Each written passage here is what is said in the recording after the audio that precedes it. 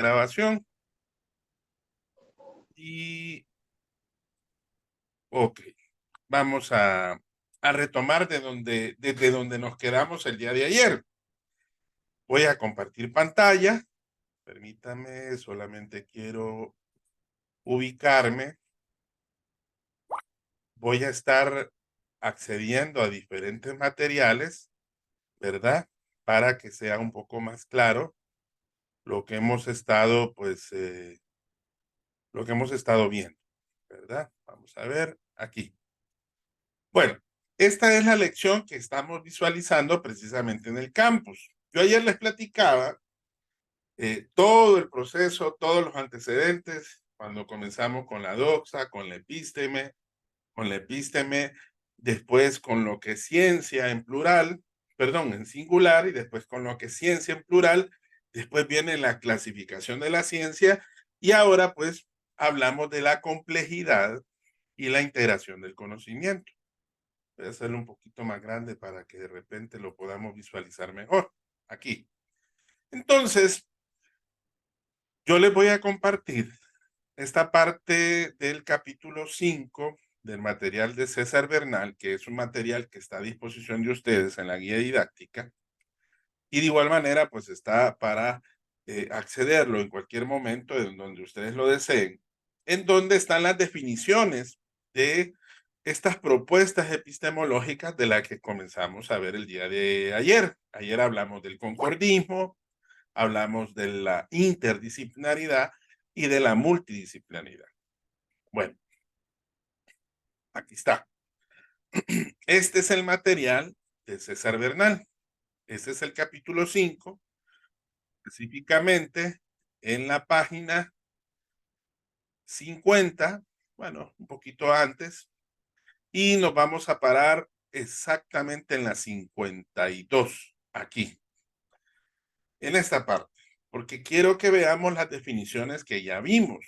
Ya vimos concordismo, ya vimos multidisciplinaridad y ya vimos interdisciplinaridad. Recuerden, cuando hablamos del concordismo, lo que tomamos en cuenta fue aquella escuela que lo que trataba de hacer es establecer un criterio donde se podría establecer una concordancia entre la verdad científica y la verdad religiosa. También el llamado colectivismo, ¿verdad? En otras palabras, lo que ellos buscan es puntos comunes para así de esa manera, pues, se puedan compartir en las distintas disciplinas. Esto es lo primero que nosotros hablamos el día de ayer. Más adelante y posteriormente aparece la multidisciplinaridad y la interdisciplinaridad. Ayer vimos primero la interdisciplinaridad. Voy a regresar aquí a lo que es el material de la lección que está en el campo. ¿Qué es la interdisciplinaridad? Miren lo que dice Nikolaevich, 1998. Dice, la interdisciplinaridad consiste ante todo en un intercambio recíproco de resultados científicos, ¿ok?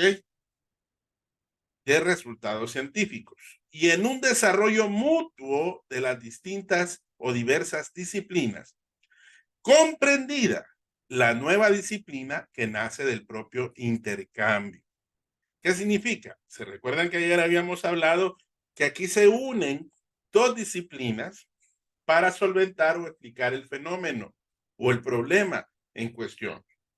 Aquí hay puntos de contacto entre disciplinas en donde aportan soluciones, problemas, conceptos y métodos de investigación.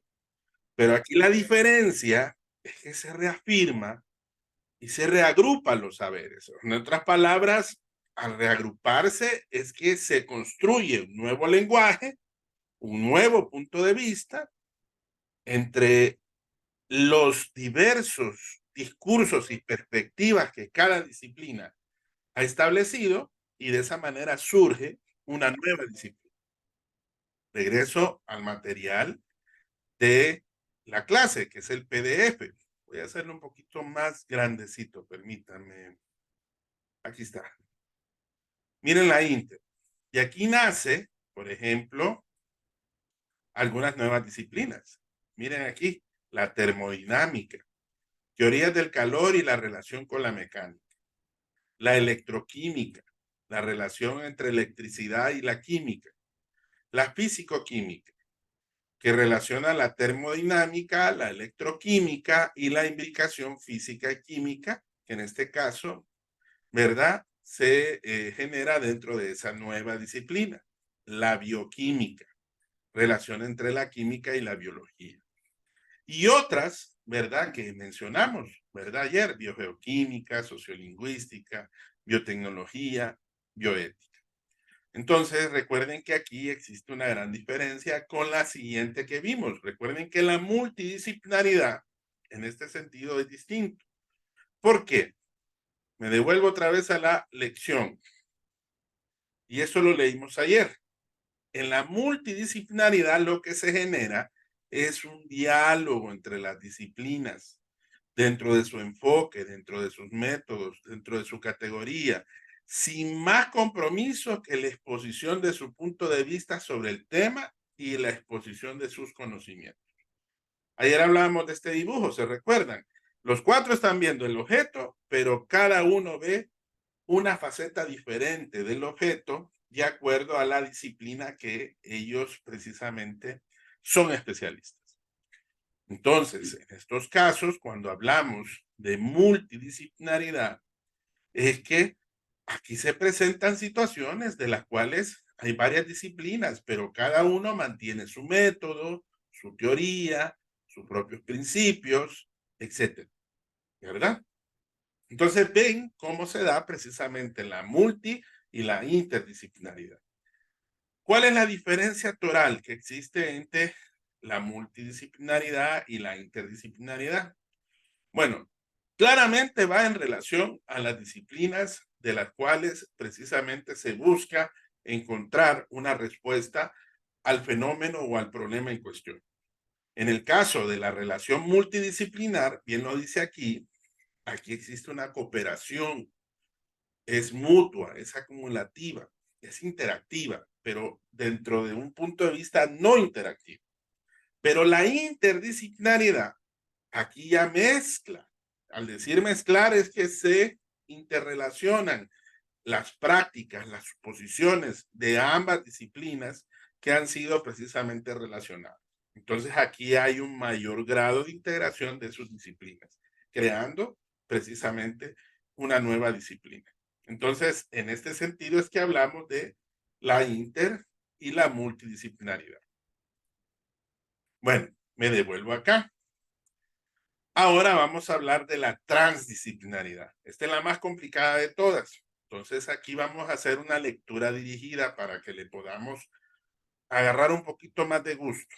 Entonces le voy a pedir aquí, por ejemplo, a ver, Andrea, ¿tiene el audio para poder leerme esa parte que está sombreada? Sí, Luis. Adelante.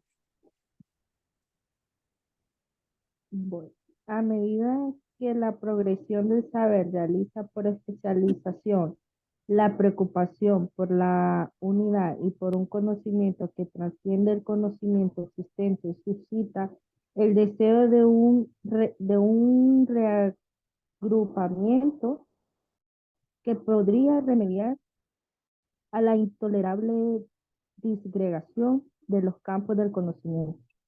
Según Guthford, más allá de la interdisciplinariedad del conocimiento orientado al logro de unidad e integración del conocimiento, existe la noción de transdisciplinariedad, que enuncia la idea de trascendencia o de la instancia científica capaz de imponer su autoridad a las disciplinas particulares, designando un lugar de convergencia y una perspectiva de objetivos que integrarán en el horizonte del saber. Puede tratarse de un, puede tratarse de un metalenguaje o de una metaciencia o de una metaconocimiento, es decir, de un conocimiento que rebase los límites de las disciplinas, objeto de la integración, en virtud de que en la práctica los problemas perdón, En la práctica, los problemas rebasan los límites de cualquier conocimiento especializado y para su mejor comprensión se requiere una integración de saberes que generan un saber superior al existente o una nueva ciencia o disciplina científica. Gracias, gracias. Ok, percátense cómo trabaja la transdisciplinaridad, porque parte de la idea de la interdisciplinaridad, o sea, recuerden que la interdisciplinaridad es una forma de integrar el conocimiento, pero ojo, vaya, es exactamente como está pasando hoy. Vaya, hablemos, por ejemplo, de la inteligencia artificial. Hace una década, exactamente, esto de la inteligencia artificial era ciencia ficción. Lo estábamos reflejando como una manera de que dentro de poco iba a pasar. ¿Por qué? Porque esa preocupación por la unidad y el conocimiento que trasciende precisamente las barreras del tiempo es que, de acuerdo a cada una de esas comunidades científicas, ha permitido que en cada uno de esos campos del conocimiento vaya creciendo. Lo que hoy aprendimos hace una década posiblemente ya no va a ser el mismo conocimiento. Por eso dice Gusdorf en esa parte, más allá de la interdisciplinaridad, es que logramos hacer la unidad y la integración del conocimiento. ¿Por qué?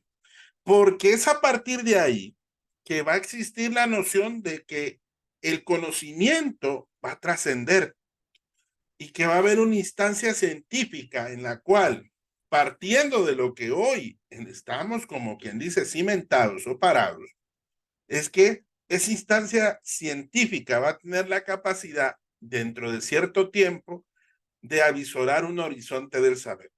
En otras palabras, ya dentro de tal vez una década, pues lo que nos estamos planteando dentro de esa inteligencia artificial, que es el ejemplo que yo les traje, ya va a rebasar la estricta realidad de lo que hoy precisamente estamos desarrollando, ¿verdad?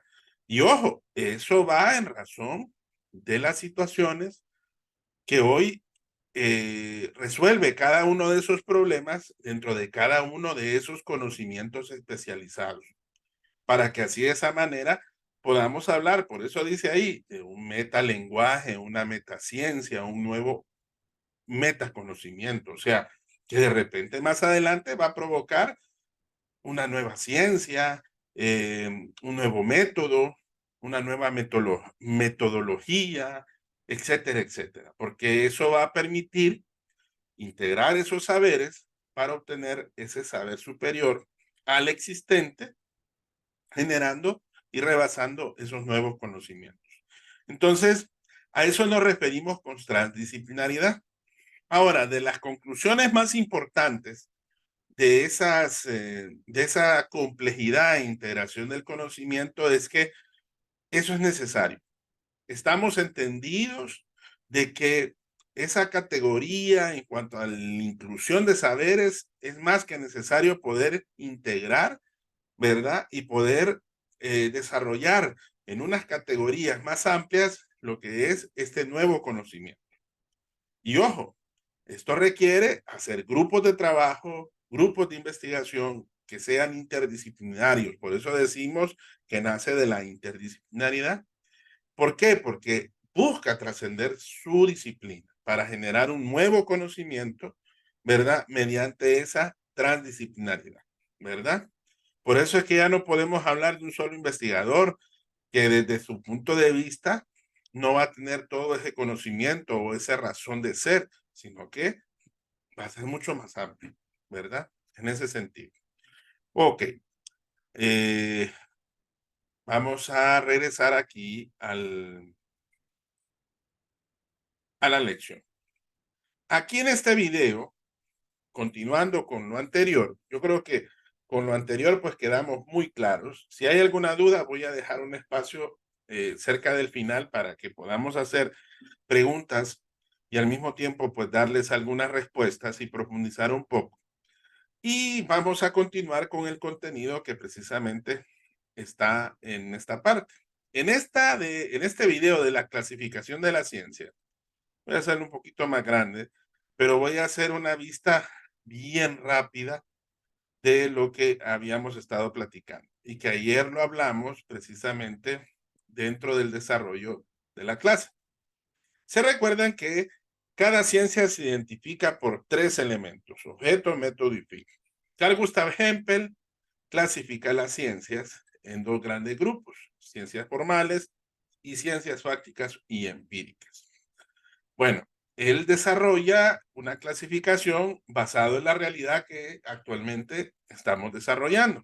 Habla que las ciencias formales como la lógica, la matemática, la física, y habla también de las ciencias empíricas, que en este caso las reclasifica en dos también, ¿verdad?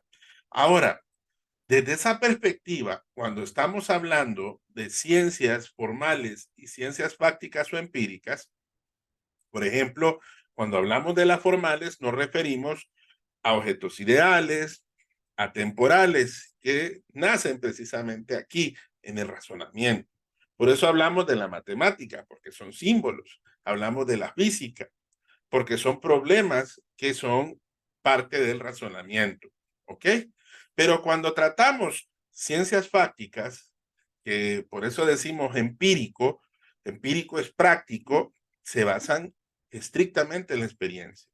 Ya no hablamos de fenómenos ideales que se ven aquí, no, estos fenómenos se ven en la realidad y los percibimos precisamente a partir de ello. Él, en este sentido, las ciencias fácticas o empíricas las clasifica en dos: ciencias naturales y ciencias sociales. Las naturales, donde hablamos de los fenómenos producidos por la naturaleza y no participa el hombre. Y las sociales, que se ocupan estrictamente de la actividad humana y de sus productos, ¿verdad? Por eso de ahí, buena parte de las ciencias sociales, que son aquellas que son directamente relacionadas con el ser humano: la sociología, la antropología, la historia, la psicología, etcétera. Y el derecho, ¿verdad? Que como tal es una ciencia social. Bueno, aquí hablamos de la misma, este es un mapita conceptual, miren, de lo que habíamos estado hablando, solo que en este caso es un poco más corto en cuanto a la clasificación de Carl Gustav Hempel. Después hacemos una relación en cuanto a las dos grandes clasificaciones, en cuanto a cómo está formada, cuál es su fuente, cuál es su objeto, que ya lo mencionamos, cuáles son sus enunciados, cuáles son los modos de verificación y cuáles son los criterios en cuanto a su verdad. Entonces, para que ustedes lo sepan diferenciar y de esa manera podamos nosotros emitir ciertas características que son propias, por un lado, de las ciencias formales y por otro lado, de las ciencias fácticas o empíricas. Bueno, vamos a este video. En este video tratamos, primeramente, voy a hacerlo grandecito otra vez, no lo vamos a ver, pero sí vamos a ver lo más importante. Se recuerdan que habíamos hablado de ciencia singular, pues aquí José Ferrater Mora habla de ciencias y ya hace una definición: modo de conocimiento que aspira a formular leyes por medio de las cuales se rigen los fenómenos. Esto genera un conocimiento científico, es un conjunto de elementos que se administran a través de un sistema. Y ojo, ese sistema que tiene su lenguaje apropiado. Recuerden que en este caso, por ejemplo, derecho tiene su propio lenguaje y técnico y se refiere propiamente a lo que es el desarrollo de la disciplina. Bueno, creo que ahí no tenemos tampoco pérdida. Ahora hablemos de las características de las que mencionamos ahí en este sentido. Aquí tenemos 4 de las primeras. Voy a regresar. Aquí está. Primero, dentro de esas características dice que es comunicable. Cuando decimos que es comunicable, ¿por qué decimos que es de fácil dominio? Porque de cierta manera, cuando nosotros transmitimos el conocimiento, ¿verdad? Debe de ser captado y entendido y comprendido precisamente por quienes lo reciben, para que de esa manera lo puede reproducir. Que ojo, esta es otra característica que más adelante vamos a ver que depende del método científico, que es la reproducibilidad, que es uno de los pilares fundamentales del método científico. Por eso decimos que el conocimiento, ¿verdad? Y en este caso, esta característica en cuanto a lo que son las ciencias, es que es comunicable, porque es de fácil dominio. ¿Por qué sistemático? Porque es un conjunto ordenado, organizado de conocimientos y de premisas, ¿verdad? ¿Por qué es metódico? Porque recuerden que dentro de los 3 elementos hablamos que cada ciencia tiene su propio método según sea el caso. Porque es verificable. Porque, ojo, toda proposición tiene que ser susceptible de ser probada. Ahora, ¿por qué decimos que es preciso? Aquí hay algo bien interesante, porque la precisión se alcanza de cierta manera en la medida de lo posible. Por eso decimos, se utilizan términos en la medida de lo que es posible. ¿Y por qué es universal? Porque ese conocimiento se aplica a todo objeto. Entonces, recuerden, estas son las características de las ciencias. Vamos a la siguiente página, así rapidito. Y aquí sí nos vamos a ir a la siguiente lección, porque aquí terminamos precisamente el contenido de la lección número 1. Y nos vamos a ir a los métodos de las ciencias. Aquí vamos a hablar del método científico. Miren de dónde proviene el término, el origen etimológico de lo que es precisamente el término método científico. Primero hablamos de un camino, ¿verdad? Un conocimiento, por eso decimos, viene del griego meta, que es hacia o a lo largo, y odos, que significa camino. Y sumamos a lo científico, que es de latín scientia, que es precisamente el camino al conocimiento, ¿verdad?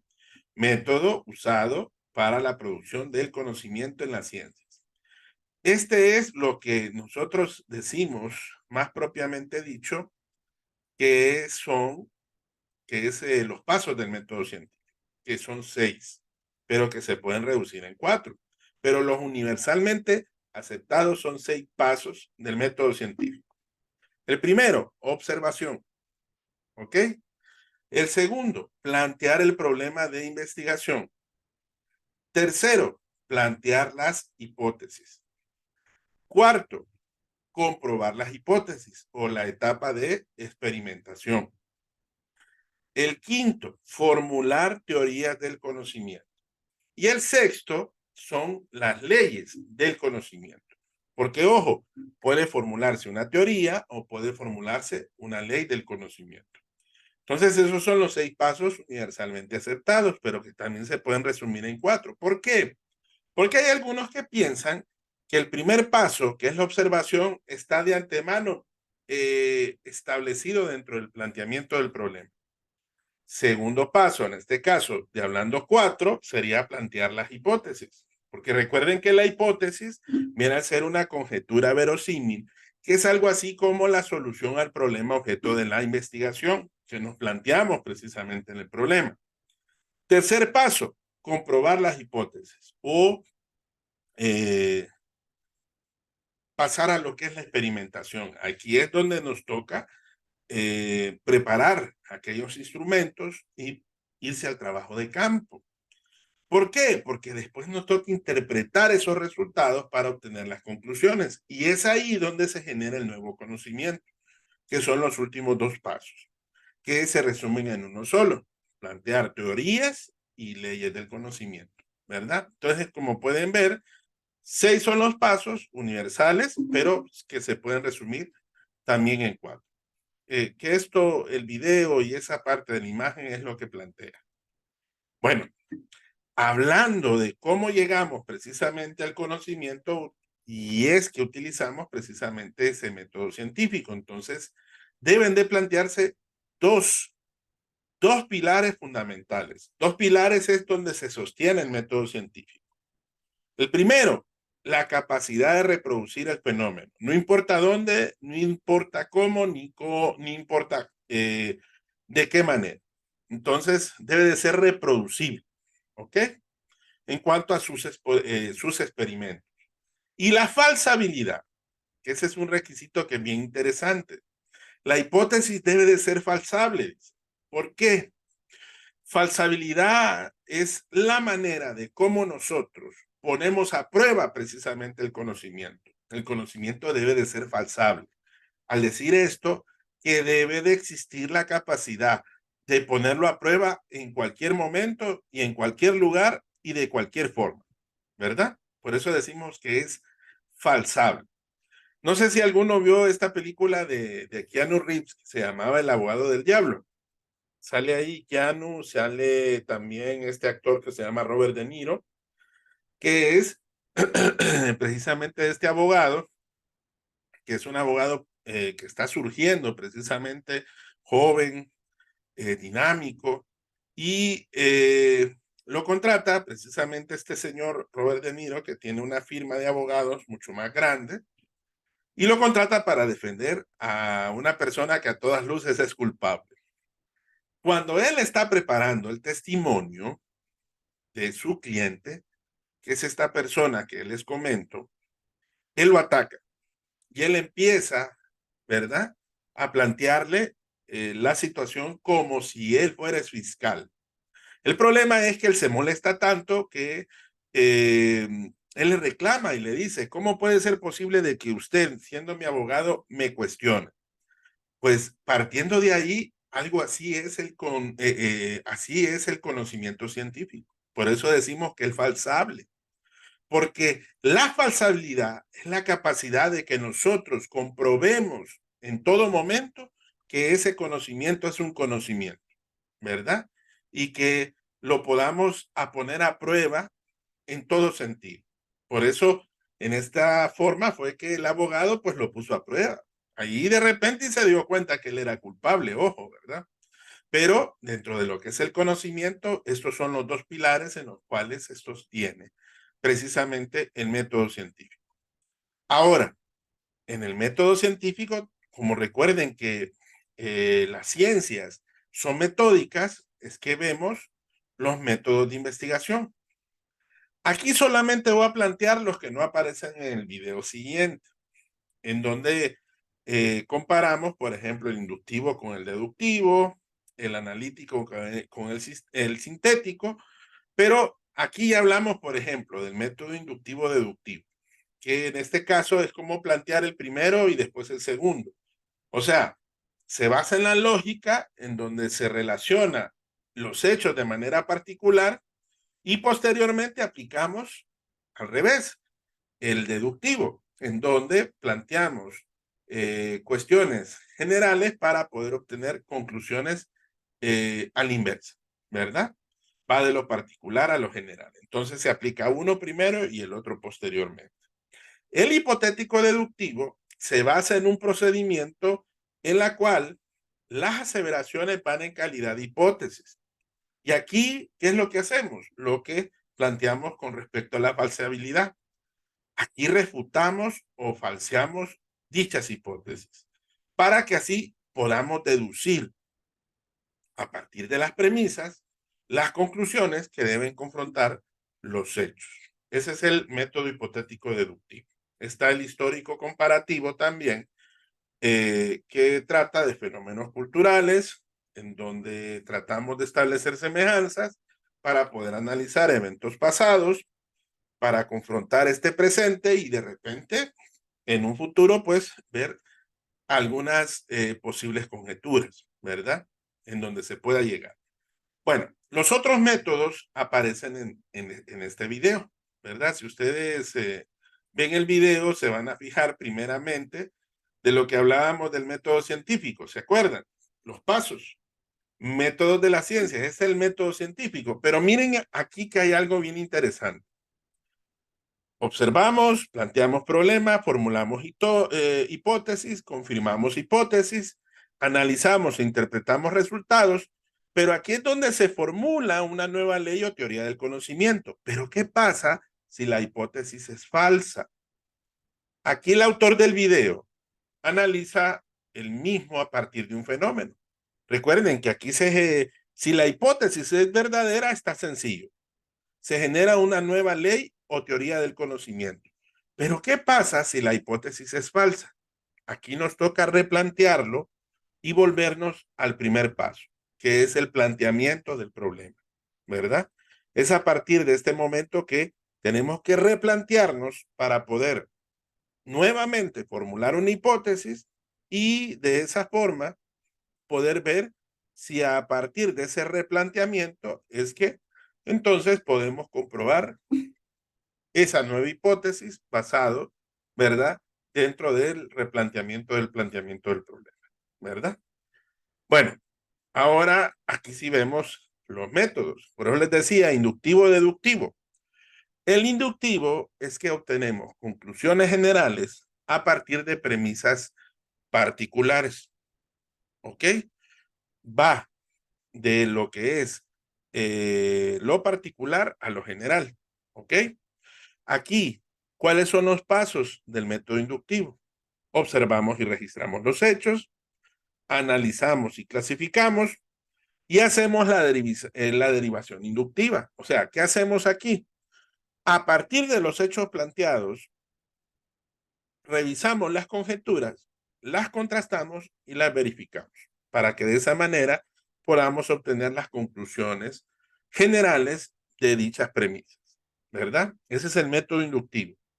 En contrario sensu al inductivo está el deductivo, que hablamos un poquito de él al inicio de la clase. ¿Se recuerdan que hablábamos del silogismo?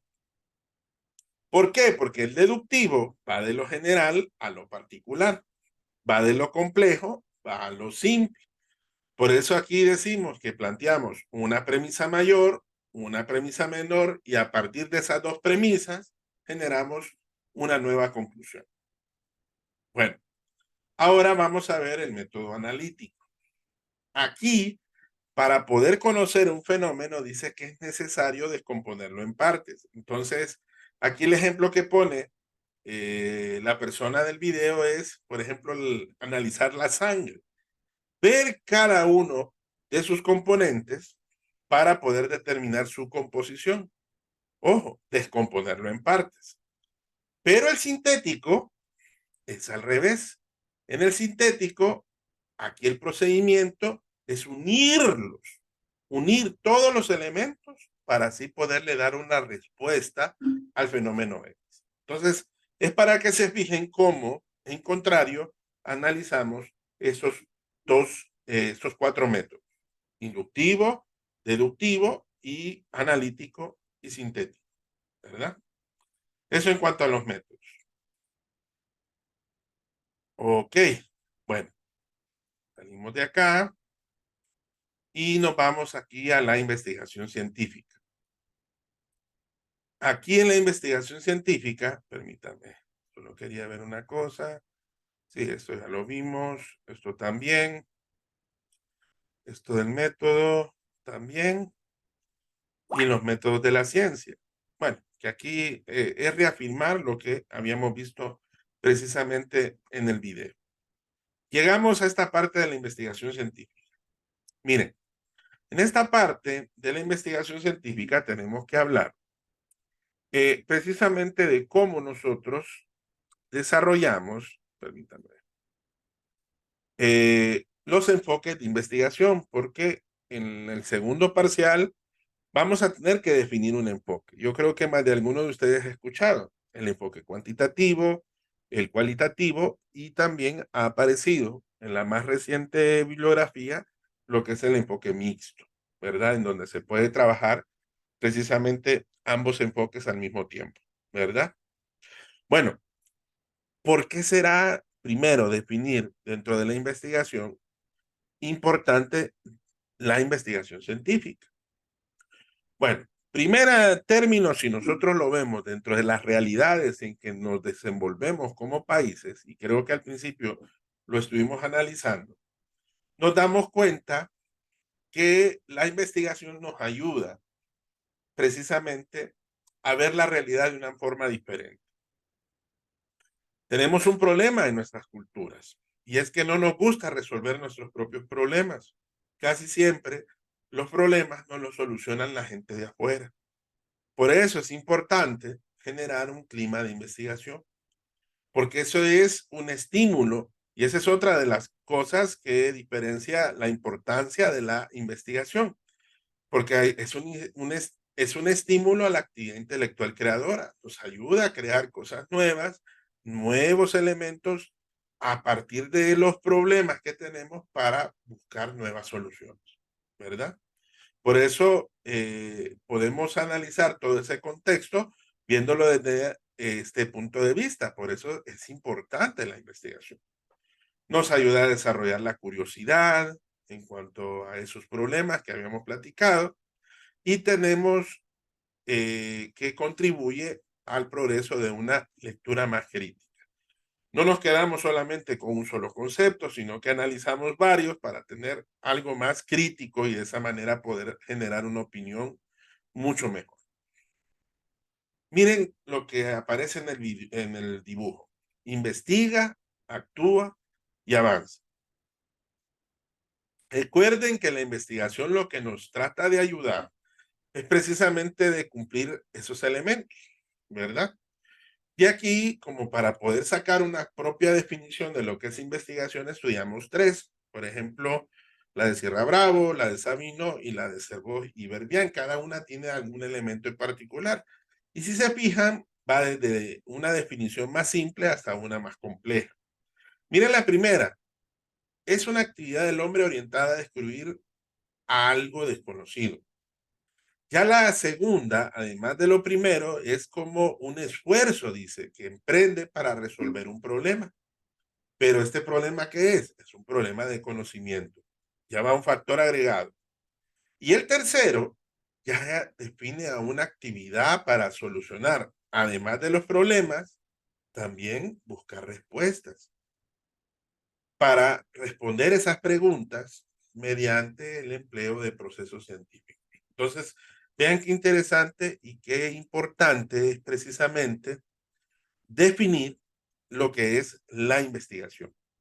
Entonces, partiendo de esto, es que Sampieri, Hernández, Fernández, Collado y Baptista definen dos enfoques, ¿verdad? Un enfoque cuantitativo y un enfoque cualitativo, ¿verdad? Por ejemplo, el cuantitativo, miren cómo se menciona, dice, recolecta datos para probar hipótesis. Pero, ¿qué tipo de base tienen? Es una medición numérica. O sea, se basa más en el análisis estadístico.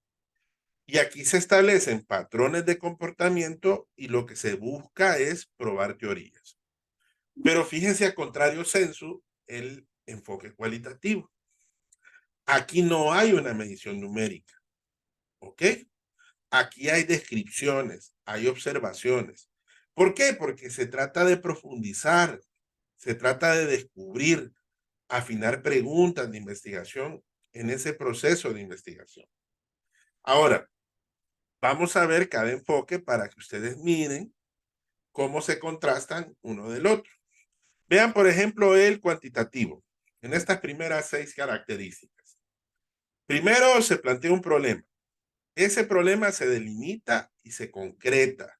O sea, no solamente es que se deja así muy ampliamente. Vaya, podemos analizar un problema desde diferentes perspectivas, pero hay que aterrizar y hay que delimitarlo y concretarlo. Entonces, de entrada, el enfoque cuantitativo se basa en ese tipo de planteamiento. Segundo, que una vez que usted plantea el problema, hay que ver lo que se ha investigado.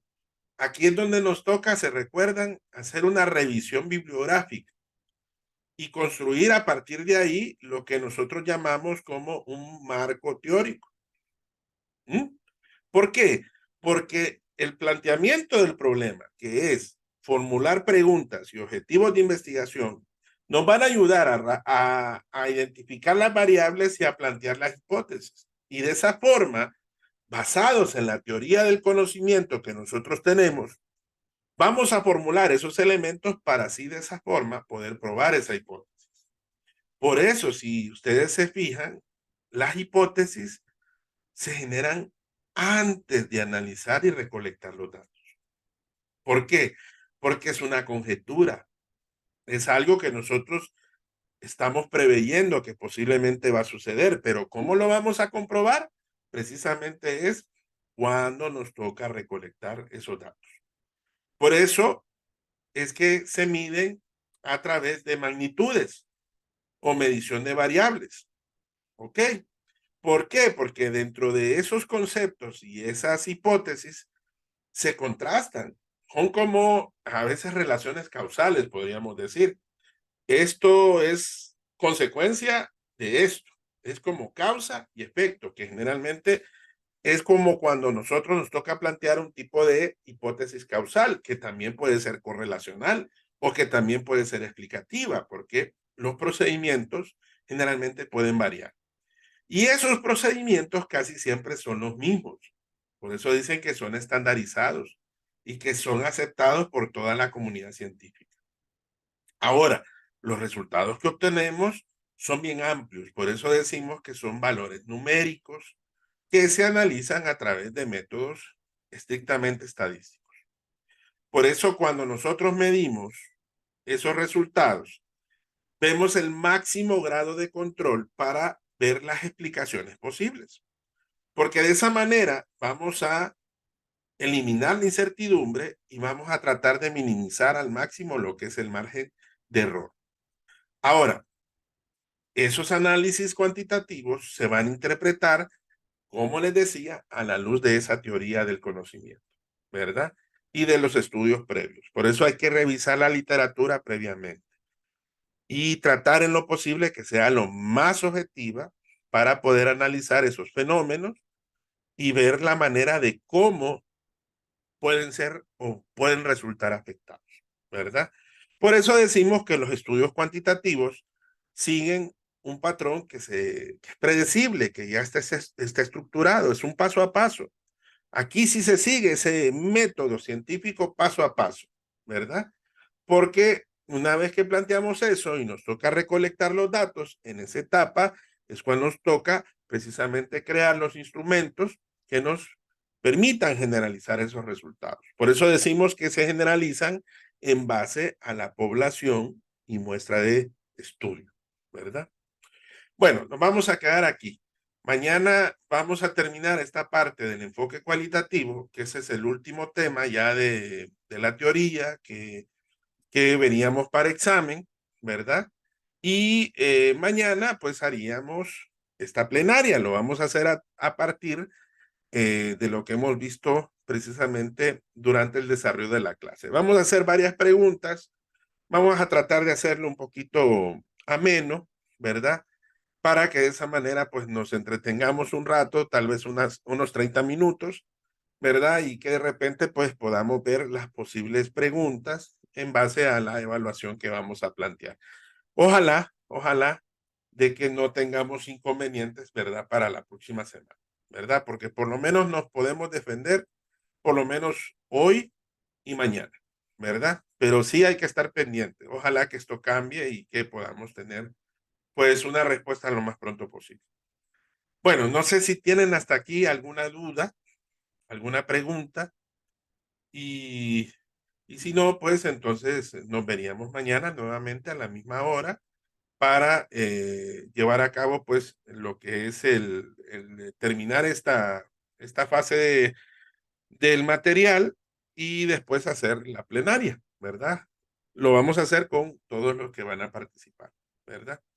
Entonces, ¿preguntas, jóvenes? No, abogado, gracias. ¿No? ¿Estamos bien claros? Muchas gracias, abogado. Sí, sí, todo bien, abogado. Sí, excelente. Bueno, Gracias, abogado. Buenas ok. noches. Bueno, entonces nos veríamos mañana, ¿verdad? Así es. Buenas noches. Vaya, pues Buenas noches, abogado. pendientes de las noticias y pendientes del chat por cualquier cosa. Cuídense mucho, ¿verdad? Igualmente, buenas noches. Buenas noches, abogado. Buenas La noches, clase, abogado. la clase la vamos a subir, la vamos a compartir después para que ustedes la puedan revisar con más tranquilidad, sin ningún problema. Nos vemos. Feliz noche. Muchas gracias, abogado. Buenas noches. Bye, hasta luego. Igual, abogado, buenas noches.